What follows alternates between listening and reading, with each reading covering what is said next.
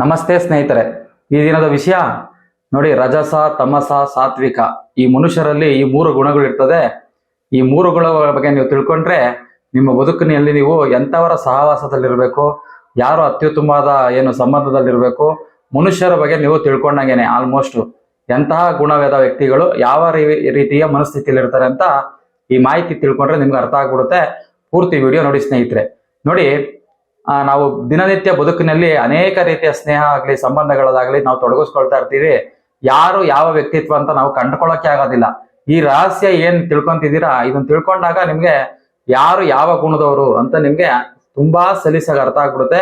ನಿಮ್ಮ ಬದುಕಿನಲ್ಲಿ ಅವಾಗ ನೀವು ತೊಡಕಲ್ಲಿ ಸಿಗಾಕೊಳ್ಳೋದಿಲ್ಲ, ಕಷ್ಟದಲ್ಲಿ ಸಿಗಾಕೊಳ್ಳೋದಿಲ್ಲ, ತೊಂದರೆ ಒಳ್ಕೊಡೋದಿಲ್ಲ, ಯಾವುದೇ ವ್ಯಕ್ತಿಯಿಂದ ಅನ್ಯಾಯಕ್ಕೋ, ಮೋಸಗೋ, ವಂಚನೆಗೋ ನೀವು ಒಳಗಾಗೋದಿಲ್ಲ.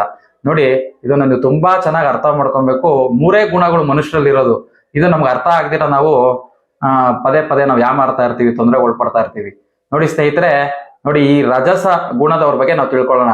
ಈ ರಜಸ ಗುಣದವರ ಗುಣ ವ್ಯಕ್ತಿತ್ವ ಯಾವ ರೀತಿ ಇರ್ತದೆ ಅಂದ್ರೆ, ನೋಡಿ, ನಾನು ನಂದೇ ನಡಿಬೇಕು, ನನ್ ಮಾತೆ ಅಂತಿಮ, ನನ್ನ ಮಾತು ಮೀರೋ ಆಗಿಲ್ಲ ನೀವು, ನಾನು ಹೇಳ್ದ ಕೇಳ್ಕೊಂಡಿರ್ಬೇಕು ನೀವು. ಪದೇ ಪದೇ ಎಲ್ಲರ ಮೇಲೂ ಹಠ ಸಾಧಿಸ್ತಾರೆ, ಕೋಪ ಮಾಡ್ಕೊಂತಾರೆ, ತುಂಬಾ ಅಹಂಕಾರದ ವ್ಯಕ್ತಿತ್ವವನ್ನು ಹೊಂದಿರ್ತಾರೆ. ಮತ್ತೆ ಇವರು ಬಾಯಿ ಬಿಟ್ರೆ ಬರೇ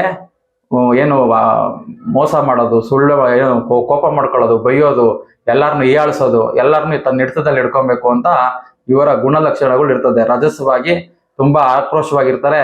ಅವರ ಮಕ ಹಾವಭಾವನೆ ಸರಿ ಇರೋದಿಲ್ಲ. ಅವ್ರ ಜೊತೆ ನಾವು ಪಕ್ಕದಲ್ಲಿ ಕುತ್ಕೊಂಡ್ರೆ ನಮ್ಗೆ ಬೇಜಾರಾಯ್ತಾ ಇರ್ತದೆ. ಏನಪ್ಪ ಈ ವ್ಯಕ್ತಿಯಿಂದ ಯಾವಾಗ ನಾವ್ ಎದ್ದೋಗದ, ಇವ್ನು ಯಾಕಾದ್ರೂ ಬಂದೋ ನಮ್ಮ ಪಕ್ಕಕ್ಕೆ, ಅಥವಾ ಯಾಕಾದ್ರೂ ಇವನ್ನ ನಾವು ಕಟ್ಕೊಂಡು, ಅಥವಾ ಯಾಕಾದ್ರೂ ಇವ್ನು ನಮ್ಮ ಸ್ನೇಹಿತನಾಗ ಮಾಡ್ಕೊಂಡ್ರು, ಯಾವಾಗ ನೋಡ್ರು ಬರೇ ಬೈತಾ ಇರ್ತಾನೆ, ರೇಗ್ತಾ ಇರ್ತಾನೆ, ಇವನ್ ವ್ಯಕ್ತಿತ್ವನೇ ಸರಿ ಇಲ್ಲ ಅಂತ ಇಡೀ ಕುಟುಂಬನೆಲ್ಲ ಅಥವಾ ಇಡೀ ಸ್ನೇಹಿತರೆಲ್ಲ ಎಲ್ಲಾರ ಹತ್ರನೂ ಇವರು ಕೆಲಸ ಮಾಡೋ ಜಾಗದಲ್ಲಾಗಿರ್ಬೋದು, ಎಲ್ಲಾ ಕಡೆ ವೈರತ್ವ ಕಟ್ಕೊಂಡಿರ್ತಾರೆ.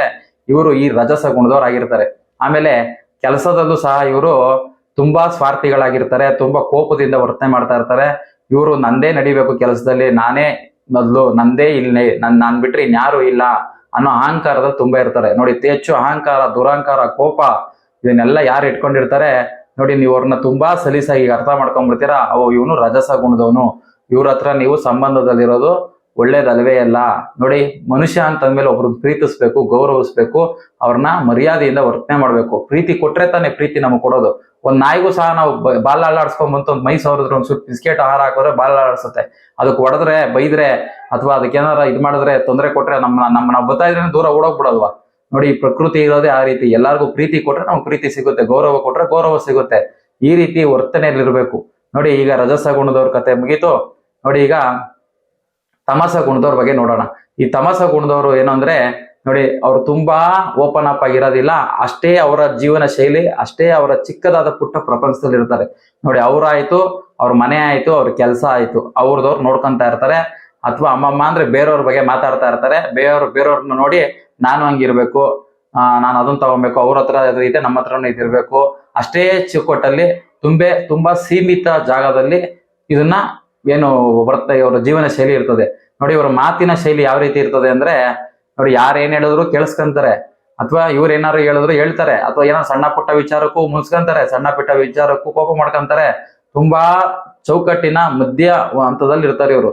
ನೋಡಿ, ಇವರು ಅವರ ದುಡಿಮೆ ಮೀರಿ ಆಸೆ ಪಟ್ಟು ಅತಿ ಹೆಚ್ಚು ಸಾಲಗಳು ಮಾಡೋ ವಸ್ತುಗಳನ್ನ ಖರೀದಾಗಿರ್ಬೋದು, ಅಥವಾ ಅವರ ಅಳತೆ ಮೀರಿ ಯಾವುದೇ ರೀತಿ ಸ್ನೇಹಗಳಾಗ್ಲಿ, ಸಂಬಂಧಗಳಾಗ್ಲಿ ಬೆಳೆಸೋದಿಲ್ಲ. ಅವರ ಚೌಕಟ್ಟಿನಲ್ಲಿ ಇರ್ತಾರೆ. ತುಂಬಾ ಆಲಸ್ಯವಾಗಿರ್ತಾರೆ, ತುಂಬಾ ಬೇಜವಾಬ್ದಾರಿ ತಂದಿಂದ ಇರ್ತಾರೆ. ಇವರು ಈ ತಮಸ ಗುಣಕ್ಕೆ ಸೇರ್ತಾರೆ ಸ್ನೇಹಿತರೆ. ನೋಡಿ, ಅಷ್ಟೇ ಅವ್ರ ಪ್ರಪಂಚ. ಅವ್ರಾಯ್ತು, ಅವ್ರ ಮನೆ ಆಯ್ತು, ನಾನ್ ಚೆನ್ನಾಗಿರ್ಬೇಕು, ನನ್ ಮನೆ ಚೆನ್ನಾಗಿರ್ಬೇಕು, ಯಾರು ಹೆಂಗಾದ್ರೂ ಹೋಗ್ಲಿ, ನನಗೂ ಅದಕ್ಕೂ ಸಂಬಂಧ ಇಲ್ಲ. ಅವರ ಸ್ವಾರ್ಥಕ್ಕೆ ಅವರು ಬದುಕೋರು ಈ ತಮಸ ಗುಣದವ್ರು ಆಗಿರ್ತಾರೆ. ಈಗ ನಿಮ್ಗೆ ತುಂಬಾ ಚೆನ್ನಾಗಿ ಅರ್ಥ ಆಗಿರ್ತದೆ ತಮಸ ಗುಣದವ್ರು ಯಾರಿರ್ತಾರೆ ಅಂತ. ಇವರಿಂದ ಏನ್ ಸಮಾಜಕ್ಕೆ ಅಂತ ದೊಡ್ಡ ಆಘಾತ ಆಗೋದಿಲ್ಲ, ತೊಂದರೆ ಆಗೋದಿಲ್ಲ. ತೊಂದರೆ ಕೊಟ್ಟು ಸಣ್ಣ ಪುಟ್ಟದಾಗ ಕೊಡ್ತಾ ಇರ್ತಾರೆ ಅಷ್ಟೇನೆ. ಅವ್ರ ಕುಟುಂಬದೊಳಗೆ ಎಲ್ಲಾನು ಮುಗಿಸ್ಕೊಂತ ಇರ್ತಾರೆ. ಇವರಿಂದ ಈ ಪ್ರಪಂಚಕ್ಕಾಗ್ಲಿ, ದೇಶಕ್ಕಾಗ್ಲಿ ಏನು ಇಲ್ಲ. ಇವರೆಲ್ಲ ಸ್ವಾರ್ಥದಿಂದ ಬದುಕೋರು ಅಷ್ಟೇನೆ. ನೋಡಿ, ಈಗ ಸಾತ್ವಿಕ ಗುಣದವ್ರ ಬಗ್ಗೆ ತಿಳ್ಕೊಳ್ಳೋಣ. ತುಂಬಾ ಅತ್ಯುತ್ತಮವಾದ ಗುಣದವ್ರು ಇವರು. ನೋಡಿ, ಇವ್ರು ಯಾವ ರೀತಿ ಇರ್ತಾರೆ ಅಂದ್ರೆ, ಇವರು ಬದುಕನ್ನೇ ಸಮಾಜಕ್ಕಾಗಿ ಕೊಡುಗೆ ಕೊಟ್ಕೊಂಡಿರ್ತಾರೆ, ಅಥವಾ ಅವ್ರ ಕುಟುಂಬಕ್ಕೆ ಕೊಡುಗೆ ಕೊಟ್ಕೊಂಡಿರ್ತಾರೆ, ಅಥವಾ ಅವ್ರ ಬದುಕನ್ನೇ ಇತರರಿಗಾಗಿ ಬದುಕೋದಕ್ಕೋಸ್ಕರನೇ ಹುಟ್ಟಿರ್ತಾರೆ. ನೋಡಿ, ಇವರು ತುಂಬಾ ಒಳ್ಳೆ ಗುಣದೊಳಗಿರ್ತಾರೆ. ಯಾವಾಗ ನೋಡ್ರು ಎಲ್ಲಾರ್ಗು ಒಳ್ಳೇದ್ ಬಯಸ್ತಾ ಇರ್ತಾರೆ, ಎಲ್ಲಾರನ್ನೂ ಪ್ರೀತಿಸ್ತಾ ಇರ್ತಾರೆ. ಎಲ್ಲಿ ಯಾರಿಗೋ ಏನೋ ಅನಾಹುತ ಆದ್ರೆ ಇಲ್ಲೇ ಕೊರಗ್ತಾ ಇರ್ತಾರೆ. ನಮ್ಗೆ ಏನಪ್ಪ ಹಿಂಗಾಗ್ಬಿಟ್ಟಿದೆ, ಏನಪ್ಪ ಭಗವಂತ ಅವ್ರು ಕಾಪಾಡಪ್ಪ, ರಕ್ಷಣೆ ಮಾಡಪ್ಪ ಅಂತ. ಅವ್ರು ಯಾರೋ ಸಂಬಂಧನೇ ಇರೋದಿಲ್ಲ, ಅವ್ರಿಗೋಸ್ಕರ ಬದುಕ್ತಾ ಇರ್ತಾರೆ. ಯಾರಿಗಾನ ಎಲ್ಲ ಅನಾಹುತ ಆದ್ರೆ ಇಲ್ಲಿಂದಾನೇ ಕೊರಗ್ತಾ ಇರ್ತಾರೆ, ಬೇಜಾರ್ ಮಾಡ್ಕೊಂತ ಇರ್ತಾರೆ. ನೋಡಿ, ಅತಿ ಹೆಚ್ಚು ಆಡಂಬರಕ್ಕೆ ಹೋಗೋದಿಲ್ಲ. ಅವ್ರು ಮಾತಾಡ್ಬೇಕಾದ್ರೆ ಒಂದೊಂದು ಮಾತುನು ಸಹ ತುಂಬಾ ಅಮೂಲ್ಯವಾಗಿ ಮಾತಾಡ್ತಾರೆ.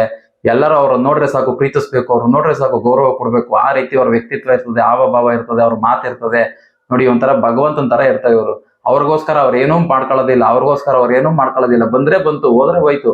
ಈ ಜಗತ್ತಲ್ಲಿ ಯಾವ್ದಾವ್ದು ಹೆಂಗೆಂಗಿದೆ ಹಂಗಂಗೆ ನೋಡ್ತಾರೆ. ನೋಡಿ, ಅದನ್ನ ಬಿಟ್ಟು ಬೇರೆ ಏನು ಹೋಗೋದಿಲ್ಲ. ಎಲ್ಲರಿಗೂ ಯಾವಾಗ ಯಾರೇ ಸಿಕ್ಕಿದ್ರು ಅವ್ರಿಗೆ ಬುದ್ಧಿವಾದ ಹೇಳೋದಾಗ್ಲಿ, ಈ ರೀತಿ ಬದುಕಬಾರ್ದು, ಈ ರೀತಿ ಬದುಕಿ ಅಂತ ಹೇಳ್ಕೊಡೋದಾಗಿರ್ಬೋದು, ಅವರಲ್ಲಿರೋ ಅಪಾರವಾದ ಜ್ಞಾನ ಆಗ್ಲಿ, ಚಿಂತನೆಗಳಾಗ್ಲಿ, ಇದನ್ನ ಎಲ್ಲಾರ್ಗು ಪಸರಿಸ್ತಾ ಇರ್ತಾರೆ. ಅವ್ರ ಪಕ್ಕದಲ್ಲಿ ಹೋದ್ರೆ ಸಾಕು ನಮ್ಗೆ ಅತಿ ಹೆಚ್ಚು ಗೌರವ ಬರ್ತದೆ, ಭಕ್ತಿ ಬರ್ತದೆ. ಇವ್ರ ಜೊತೆ ಅತಿ ಹೆಚ್ಚು ಸಮಯ ಕಳಿಬೇಕು, ಇವ್ರ ಜೊತೆ ಪ್ರೀತಿ ಪಾತ್ರದಾಗಿರ್ಬೇಕು, ನಾವು ಇವ್ರ ಸ್ನೇಹ ಬೆಳೆಸ್ಬೇಕು, ಇಂಥವ್ರ ಜೊತೆ ನಾವು ಒಡನಾಡ್ತದಿರ್ಬೇಕು ಅಂತ ಎಲ್ಲರಿಗೂ ಅನ್ನಿಸ್ತಾ ಇರ್ತದೆ. ಒಂಥರ ಅಟ್ರಾಕ್ಷನ್ ಆಗಿ ಎಲ್ಲರನ್ನು ಅಯಸ್ಕಾಂತದ ರೀತಿ ಎಲ್ಲರೂ ತನ್ನತ್ತ ಸೆಳೀತಾ ಇರ್ತಾರೆ. ನೋಡಿ, ಇವ್ರ ಬದುಕು ಯಾವ ರೀತಿ ಇರ್ತದೆ ಅಂದ್ರೆ, ಅವ್ರ ದುಡ್ಡು ಮೇಲೆ ಅವ್ರು ಬದುಕ್ತಾ ಇರ್ತಾರೆ. ಯಾರಿಗೂ ₹1 ಮೋಸ ಮಾಡೋದಾಗ್ಲಿ, ವಂಚನೆ ಮಾಡೋದಾಗ್ಲಿ, ಅನ್ಯಾಯ ಮಾಡೋದಾಗ್ಲಿ, ದಗಾಕೋರ್ತನ ಮಾಡೋದಾಗ್ಲಿ, ದೇಶದ್ರೋಹದ ಕೆಲಸ ಮಾಡೋದಾಗ್ಲಿ ಇವ್ರು ಎಂದಿಗೂ ಮಾಡೋದಿಲ್ಲ. ಅವ್ರ ಹತ್ರ ಏನಿದೆ ಇದ್ದಿದ್ರಾಗ ಬದುಕ್ತಾರೆ. ಸಾಲ ಮಾಡದಿರ ಬದುಕ್ತಾರೆ, ಜೂಜಾಡ್ದಿರ ಬದುಕ್ತಾರೆ, ಕುಡಿದಿರ ಬದುಕ್ತಾರೆ, ಸೇದ್ದಿರ ಬದುಕ್ತಾರೆ, ಯಾರಿಗೂ ಅವಮಾನ ಮಾಡದಿರ ಬದುಕ್ತಾರೆ. ಯಾರ ಮನೇನು ಹಾಳು ಮಾಡೋದಿಲ್ಲ, ಯಾರ ಮನ್ಸು ನೋಯಿಸೋದಿಲ್ಲ. ತನ್ನಷ್ಟಕ್ಕೆ ತಾನು ಅವ್ರು ರುಂಬಿ ಬಂದವ್ರನ್ನ, ಅವ್ರಿಗೆ ಗೊತ್ತಿರೋಂಥ ಜ್ಞಾನ ಆಗ್ಲಿ, ಸಹಾಯ ಆಗ್ಲಿ, ಅವ್ರ ತಕ್ಕಮಟ್ಟಿಗೆ ಮಾಡ್ಕೊಂಡು ಕಣ್ಣಿಗೂ ಕಣ್ಣದಂಗೆ ಕಣ್ಮರೆ ಆಗಿ ಬದುಕ್ತಾ ಇರ್ತಾರೆ. ನೀವು ಇಷ್ಟೋ ಜನ ಇವ್ರನ್ನ ಗಮನಿಸೋದೇ ಇಲ್ಲ. ಇಂಥವ್ರನ್ನ ನೋಡಿದ್ರೆ ಅತಿ ಹೆಚ್ಚು ಜನ ಏನ್ ಮಾಡ್ತಾರೆ, ಇವರು ನಾಟಕ ಮಾಡೋರು, ಮೋಸ ಮಾಡೋರು, ವೇಷ ಧರಿಸಿ ಮೋಸ ಮಾಡೋರು, ಈ ರೀತಿ ಎಲ್ಲರೂ ಜಡ್ಜ್ ಮಾಡ್ಬಿಡ್ತಾರೆ. ನೋಡಿ, ಈ ತರ ಗುಣದವ್ರು ಯಾರು ಇರ್ತಾರೆ ಅಂದ್ರೆ, ಎಲ್ಲೋ 1,00,000ಕ್ಕೋ ಒಂದು 10,000ಕ್ಕೋ 20,000ಕ್ಕೋ ಒಬ್ರು ಇಬ್ರು ಸಿಗ್ಬೋದು. ನೋಡಿ, ಬರೀ ಪ್ರಪಂಚಕ್ಕೋಸ್ಕರ, ಜನಗಳಿಗೋಸ್ಕರ ಬದುಕೋರು ಎಲ್ಲಿದ್ದಾರೆ? ಎಲ್ಲರೂ ಏನ್ ರಜಸ ಗುಣದವರೇ ಅಥವಾ ತಮಸ ಗುಣದವರೇ ಇರ್ತಾರೆ. ನೋಡಿ, ಸಾತ್ವಿಕ ಗುಣದಲ್ಲಿರುವಂತವ್ರನ್ನ ನೀವು ಕಂಡಿಡ್ಕೊಬೇಕು. ನೋಡಿ, ಅವ್ರಿಗಾಗಿ ಅವ್ರು ಏನು ಯಾವತ್ತು ಯಾರಿಗಾನ ಏನಾದ್ರು ಮಾಡಿದ್ರೆ ಅವರಿಂದ ಅವ್ರೇನು ಎಕ್ಸ್ಪೆಕ್ಟ್ ಮಾಡೋದಿಲ್ಲ, ಅಥವಾ ಏನೇ ಕೇಳೋದು ಏನೇ ಮಾಡಿದ್ರು ನೇರ ಮಾತಾಡ್ತಾರೆ, ನೇರ ಪ್ರಶ್ನೆ ಮಾಡ್ತಾರೆ, ನೇರ ಅವ್ರಿಗೆ ಏನ್ ಅನ್ಸ್ತೋ ಅದನ್ನ ಹೇಳ್ಬಿಡ್ತಾರೆ. ಅದರಿಂದ ಇವ್ರ ಜೊತೆ ಯಾರು ಇರೋದಿಲ್ಲ. ಎಲ್ಲಾರು ಬಂದವರೆಲ್ಲ ಅವ್ರ ಜೊತೆ ಜಾಸ್ತಿ ಏನ್ ಇರೋದಿಲ್ಲ, ದೂರ ಹೋಗ್ಬಿಡ್ತಾರೆ. ನೋಡಿ, ಇಂಥವ್ರ ಜೊತೆ ಇರ್ಬೇಕು ಅಂದ್ರೆ ಅವ್ರಷ್ಟು ಸತ್ಯವಾಗಿರ್ಬೇಕು, ಅವರಷ್ಟು ಪ್ರಮಾಣವಾಗಿದ್ರೆ ಮಾತ್ರ ಇವ್ರ ಜೊತೆ ಇರೋಕ್ ಸಾಧ್ಯ. ನೋಡಿ, 3 ಗುಣಗಳದವ್ರು ಹೇಳ್ದೆ, ಇವ್ರ ಪಾಡಿಗೆ ಇವ್ರ ಜೀವನ ಶೈಲಿ ಅಥವಾ ಇವ್ರ ಗುಣಲಕ್ಷಣ ಅಥವಾ ಇವ್ರ ದುಡಿಮೆ ಹೆಂಗಿರ್ತದೆ ಅಂದ್ರೆ, ಸತ್ಯದಿಂದ ದುಡಿತಾರೆ. ₹1 ಅನ್ಯಾಯ ಆಗ್ಲಿ, ಮೋಸದಾಗ್ಲಿ, ವಂಚನೆ ದುಡ್ಡು ಇವ್ರು ಇಟ್ಕೊಳ್ಳೋದಿಲ್ಲ. ₹10 ಏನಾದ್ರು ಜೋಬಲ್ಲಿ ಇಟ್ಕೊಂಡಿದ್ದಾರೆ ಅಂದ್ರೆ ಬೇರೆಯವ್ರದ್ದು ಅವ್ರಿಗೆ ತಲುಪಿಸೋವರೆಗೂ ಅಥವಾ ಅವ್ರಿಗೆ ಕೊಡೋವರೆಗೂ ಇವ್ರಿಗೆ ನಿದ್ದೆ ಬರೋದಿಲ್ಲ. ಈ ತರ ಬದುಕ್ತಾ ಇರ್ತಾರೆ. ಇಂಥ ವ್ಯಕ್ತಿಗಳನ್ನ ಹುಡ್ಕೊಂಡು ಒಬ್ರನ್ನಾದ್ರೂ ನೀವು ಸಂಪಾದನೆ ಮಾಡಿ ನಿಮ್ ಬದುಕಿನಲ್ಲಿ, ನಿಮ್ಮ ಬದುಕು ಬದಲಾಗುತ್ತೆ. ನೋಡಿ, ಈ 3 ಗುಣಗಳಂತ ವ್ಯಕ್ತಿಗಳನ್ನ ನೋಡಿದ್ರೆ, ನೋಡಿ, ರಜಸ, ತಮಸ, ಸಾತ್ವಿಕ. ಈಗ ಇನ್ನೊಂದು ಗುಣ ಇದೆ, ಅದೇ ಭಗವಂತನ ಗುಣ, ನಿರ್ಗುಣ, ನಿರಾಕಾರ, ಪರಬ್ರಹ್ಮ ಆಗೋದು. ನೋಡಿ, ಈ ಮನುಷ್ಯನಲ್ಲೇ ಭಗವಂತ ಇದ್ದಾನೆ. ಈ 3 ಗುಣಗಳು ಅತಿ ಹೆಚ್ಚು ಎಲ್ಲಾ ಸಾಧು ಸಂತರುಗಳು, ಹಿರಿಯರುಗಳು ಅಥವಾ ಭಗವದ್ಗೀತೆಯಲ್ಲಾಗಿರ್ಬೋದು ಇದೆ. ಆದ್ರೆ ಈಗ ನಾನು ಹೇಳ್ತಾ ಇರೋದು ಏನು, ಋಷಿ ರಹಸ್ಯ, ದೇವ ರಹಸ್ಯ. ನೋಡಿ, ಈ ಗುಣನ ಪ್ರತಿಯೊಬ್ಬರು ಆಗೋದಕ್ಕೆ ಸಾಧ್ಯ, ಈ ಗುಣಕ್ಕೆ ಎಲ್ಲರೂ ಹೋಗೋದಕ್ಕೆ ಸಾಧ್ಯ. ನೋಡಿ, ಈ 3 ಗುಣ ಮನುಷ್ಯರಿಗೆ ಜೀವನ ಶೈಲಿಗೆ ಮುಗೀತು. ನೋಡಿ, ನಿಮ್ಮಲ್ಲಿರೋ ಭಗವಂತನ ನನ್ನೊಳಗೆ ನಾನು ಯಾರು ಅಂತ ಪ್ರಶ್ನೆ ಮಾಡ್ಕೊಂಡು ನಿರ್ಗುಣ ಅಂತ ಏನ್ ಭಗವಂತ ಇದ್ದಾನೆ ಅವನ್ನ ಸೇರೋ ಅಂತ ಗುಣ ಇದು.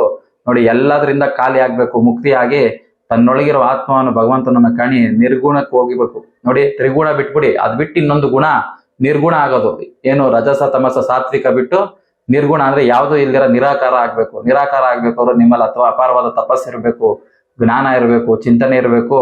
ಈ ಗುಣಕ್ಕೆ ಹೋಗೋರೇನೆ ನಾಗಸಾಧುಗಳ್ಬೋದು, ಅಗೌರಿಗಳಾಗಿರ್ಬೋದು, ಋಷಿಗಳಾಗಿರ್ಬೋದು, ಜ್ಞಾನಿಗಳಾಗಿರ್ಬೋದು, ಸಾಧು ಸಂತರುಗಳಾಗ್ಬೋದು. ಇವರೆಲ್ಲ ಯಾವತ್ತು ಈ ಗುಣಕ್ಕೆ ಹೋಗೋದಕ್ಕೆ ಕಾಯ್ತಾ ಇರ್ತಾರೆ. ಇದನ್ನೇ ಮುಕ್ತಿ ಮೋಕ್ಷ ಅಂತ ಹೇಳೋದು ಸ್ನೇಹಿತರೆ. ನೋಡಿ, ನಿರ್ಗುಣ ಆಗ್ಬೇಕು. ಪ್ರತಿಯೊಬ್ರು ನಿರ್ಗುಣ ಆಗ್ಬೇಕು ಅಂದ್ರೆ ಕುಟುಂಬ ಜೊತೆ ಇದ್ದು ಕುಟುಂಬದ ಜವಾಬ್ದಾರಿ ಪಡಿತಾನೆ ತನ್ನೊಳಗ್ ತಾನು ಯಾರು ಅಂತ ಕಂಡ್ಕೊಂಡು ಭಗವಂತನ ಸ್ಮರಣೆ, ಧ್ಯಾನ, ತಪಸ್ಸುಗಳನ್ನ ಮಾಡಿ ಭಗವಂತನನ್ನ ತನ್ನೊಳಗ್ ತಾನು ಕಂಡು ಅನುಭವಿಸಿ ಭಗವಂತನ ಸೇರೋದು. ನಿರ್ಗುಣ ಆಗ್ಬೇಕು ಅಂತಂದ್ರೆ ನೋಡಿ, ತುಂಬಾ ಸುಲಭ. ಒಳ್ಳೆ ಗುರುವಿನ ಸಹಾಯ ಪಡೆದು ಗುರುಗಳು ಮಾರ್ಗದರ್ಶನದಲ್ಲಿ ಮುಂದೆ ಸಾಕ್ತಾ, ಜನಗಳಿಗೂ ಉಪಯೋಗ ಮಾಡ್ತಾ, ಜನಗಳಿಗೂ ಉಪಕಾರಿ ಮಾಡ್ತಾ, ತನ್ನೊಳಗ್ ತಾನು ತಪಸ್ ಮಾಡಿ ತನ್ನೊಳಗ್ ತಾನು ಜಾಗೃತಿ ಮಾಡ್ಕೊಂಡು ಭಗವಂತನ ಕಾಣೋದೇ ನಿರ್ಗುಣ. ನೋಡಿ, ಅನೇಕ ವಿಚಾರಗಳು ವಿಸ್ತಾರವಾಗಿ ಹೇಳಿದೀನಿ. ನೋಡಿ, ನೀವು ಯಾವ ಗುಣದಲ್ಲಿ ಇದ್ದೀರಾ ಅಂತ ತಿಳ್ಕೊಳ್ಳಿ. ಅತಿ ಹೆಚ್ಚು ನೀವು ಸಾತ್ವಿಕ ಗುಣದಕ್ಕೆ ಬರೋದಕ್ಕೆ ನೋಡಿ. ಈ ರಜಸ ಆಗ್ಲಿ, ತಮಸ ಗುಣದಲ್ಲಿ ಅತಿ ಹೆಚ್ಚು ಇರಕ್ ಹೋಗ್ಬೇಡಿ. ಅದರಿಂದ ನಿಮ್ ಸುತ್ತಮುತ್ತ ನಿಮ್ಗೆ ತೊಂದರೆ ಆಗ್ತಾ ಇರ್ತದೆ.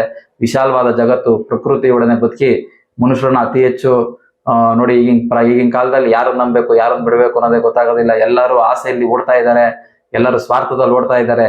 ಇದೆಲ್ಲ ತಪ್ಪು. ಮನುಷ್ಯನಾಗಿ ಹುಟ್ಟಿರೋದು ಜಗತ್ತಿಗೆ ಪ್ರೀತಿ ಕೊಡೋದಕ್ಕೆ, ಜಗತ್ತಿಗೆ ಏನಾದ್ರು ಒಳ್ಳೇದ್ ಮಾಡೋದಕ್ಕೆ, ಜಗತ್ತಿಗೋಸ್ಕರ ಬದುಕೋದಕ್ಕೆ. ಇಲ್ಲೆಲ್ಲ ನಾವು ಪಡೆದಿದ್ದೀವಿ ತಾನೆ. ಇಲ್ಲಿ ಈ ಜಗತ್ತಿಗೆ ನಮ್ಮ ಕೊಡುಗೆ ಏನು ಅಂತ ನೋಡ್ಬೇಕು. ಬರೇ ನಮ್ಮ ಮನೆ, ನಮ್ಮ ಮಕ್ಕಳು, ನಮ್ಮ ಆಸ್ತಿ ಅಂತ ಅಂದ್ಬಿಟ್ಟು ಮೋಸ, ಅನ್ಯಾಯ, ವಂಚನೆ ಮಾಡಿ ನಮ್ಮ ಇಂದ್ರಿಯ ಸುಖಗಳಿಗೋಸ್ಕರ ಬದುಕಿದ್ರೆ ಯಾವುದು ಉಪಯೋಗ ಆಗೋದಿಲ್ಲ.